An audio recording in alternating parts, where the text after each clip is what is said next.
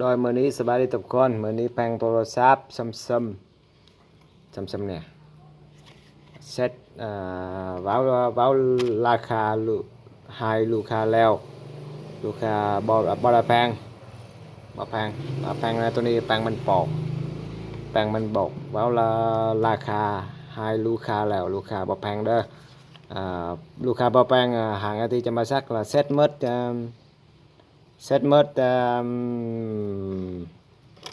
ยังนี่เกาติ๊กปื้นๆดำๆเฮ็ดหมดขี้ฝุ่นละอยู่มันบอกเฮ็ดหมดขี้ฝุ่นแล้วนี่งามๆนี่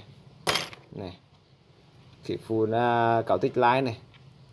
หานาทีประจำมาซักฟรีเลยเซ็ตหมด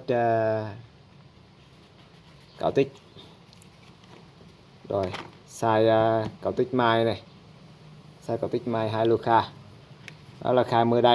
แพงหางไม้ใบเอาหางไม้แพงแกะออกกับตัวนี้แกะออกเกาติ๊กน้อยนึงนี่แกะน้อยนึงใส่อัดแกะน้อยนึงแล้วอัดทางหน้านี่แล้วโอเคโดยขอบใจทุกคนเบิ่งรีวิวขอบใจลูกค้าเป่าแปลง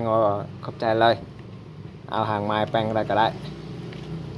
โดยขอบใจทุกคนเบิ่งวิดีโอเลยขอบใจหลายๆ